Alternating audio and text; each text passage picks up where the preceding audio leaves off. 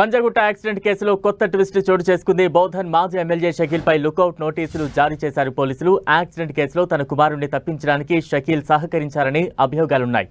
రాహిల్తో పాటు షకీల్ కూడా దుబాయ్కి పారిపోయారని డీసీపీ విజయ్ కుమార్ అన్నారు. ఇప్పటికే పంజగుట్ట ఇన్స్పెక్టర్తో పాటు బౌద్ధన్ ఇన్స్పెక్టర్ను అరెస్టు చేశామని డీసీపీ తెలిపారు.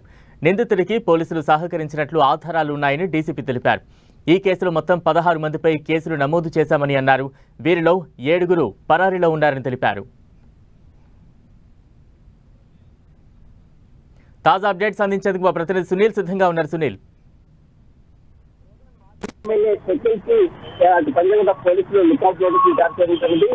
ఇక డిసెంబర్ 24వ తారీఖు అర్ధరాత్రి రోజు ప్రజాభవన్ గేట్లను జరిగిన రోడ్డు ప్రమాదంపై ఇప్పటికే షకీల్ తో పాటు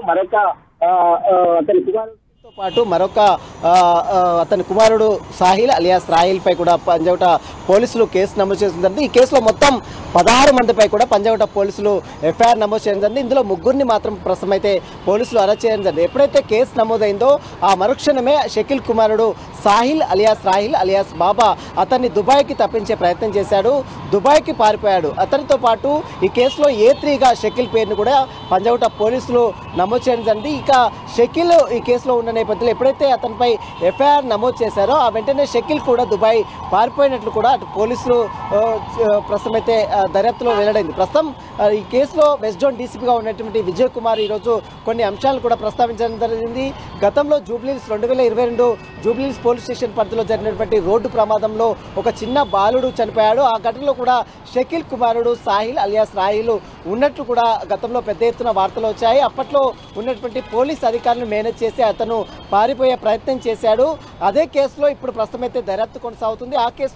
ఆ కేసును సైతం తిరగతోడి అప్పుడున్నటువంటి విచారణ అధికారి కావచ్చు, అప్పుడున్నటువంటి రిపోర్టు సైతము బయట పెడతామంటూ కూడా ఈరోజు west zone DCP Vijay Kumar మీడియాతో చాలా స్పష్టంగా మాట్లాడినటువంటి పరిస్థితి. ఇక పంజగుట్ట ప్రజాభవన్ సంబంధించిన రోడ్డు ప్రమాదం కేసులో మొత్తం 16 మందిపై ఎఫ్ఐఆర్ నమోదు చెందింది. ఈ కేసులో A1గా షకీల్ అలియాస్ రాహిల్ని చేర్చారు. ఇదే కేసులో పంజగుట్ట మాజీ ఇన్స్పెక్టర్గా ఉన్నటువంటి దుర్గారావుని కూడా నిన్న పోలీసులు అరెస్ట్ చేసి అతన్ని నిన్న న్యాయమూర్తి నివాసం ఎదుట హాజరుపరిచారు. అతనికి షరతులతో కూడినటువంటి బెయిల్ని కూడా గతంలో నిన్న నాంపల్లి కోర్టు మంజూరు చేయడం జరిగింది. ఇతనితో పాటు బోధన్ మాజీ ఇన్స్పెక్టర్గా ఉన్నటువంటి ప్రేమ్ కుమార్ సైతం కూడా ఇదే కేసులో అరెస్ట్ చేయడం జరిగింది. అతనికి కూడా షరతులతో కూడినటువంటి బెయిల్ని మంజూరు చేయడం జరిగింది. వీరిద్దరు అంటే ఇద్దరు ఇన్స్పెక్టర్లతో పాటు మొత్తం 16 మందిపై పోలీసులు ఇప్పటికే ఎఫ్ఐఆర్ నమోదు చేయడం జరిగింది. ఇదే కేసులో షకీల్తో పాటు మాజీ బోధన్ ఎమ్మెల్యే ఉన్నటువంటి షకీల్ పై కూడా A3గా చేస్తూ పంజగుట్ట పోలీసులు ఎఫ్ఐఆర్ నమోదు చేయడం జరిగింది. ప్రస్తుతం షకీల్కి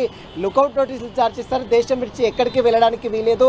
అతను ఎక్కడ ఉన్నా కూడా పోలీసుల విచారణకు ఖచ్చితంగా హాజరు కావాలంటూ కూడా పంజగుట్ట పోలీసులు చెప్తున్నారు. ప్రస్తుతం అయితే అతను దుబాయ్లో ఉన్నట్టు కొన్ని ఎవిడెన్స్ కలెక్ట్ చేశారు కాబట్టి మరి కొడుకు అదేవిధంగా తండ్రి ఇద్దరు కూడా దుబాయ్ విడిచి హైదరాబాద్కి ఎప్పుడు వస్తారో దానిపై ఇప్పటికే దర్యాప్తు కొనసాగిస్తాం. ఖచ్చితంగా హైదరాబాద్ రావాలని చెప్పినప్పటికీ మరి వారు వస్తారా లేదా, ఎందుకంటే లుకౌట్ నోటీసులు కూడా ఇప్పటికే జారీ చేశారు కాబట్టి మరి వారు ఎప్పుడు వస్తారు ఏంటి అనేది మాత్రం పోలీసుల విచారణ మాత్రం వెల్లడయ్యే అవకాశం ఉంది. ప్రస్తుతం ఇదే కేసులో మాత్రం 16 మందిపై పోలీసులు ఎఫ్ఐఆర్ నమోదు చేయడం జరిగింది. ఆ 16 మందిలో 3 అరెస్ట్ చేశారు. ఆ 3 మరో 2 కూడా అరెస్ట్ చేశారు. మొత్తం 2 ఇన్స్పెక్టర్లతో పాటు మరొక 3 మొత్తం ఈ కేసులో 5 అరెస్ట్ చేశారు.